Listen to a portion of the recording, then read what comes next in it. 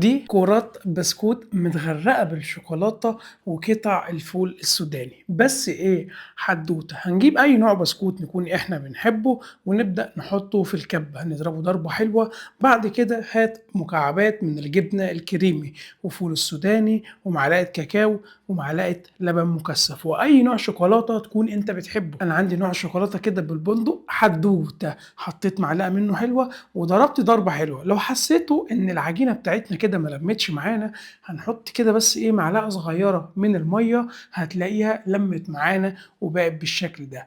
إيه يا واد يا حدوتة الحلاوة دي، هاتها بقى وابدأ اشتغل بيها على طول وابدأ شكلها. هات الميزان بتاعك واوزن الواحدة على 30 جرام أو 25 جرام، وكده كده المطبخ بتاعنا الأكلة بتاعتنا محدش ليه عندنا حاجة. هنبدأ نعمل الكمية كلها بالشكل ده، وهات بقى الكرات الحلوة دي ابدأ افردها كده بإيدينا وحط الحشو اللي انت عايزه. انت ممكن تحط فيها قطع شوكليت، لوز، بندق، من الآخر أكلتك ودلع نفسك. أنا حطيت قطع شوكولاتة سايحة كده وبدأت أقفل.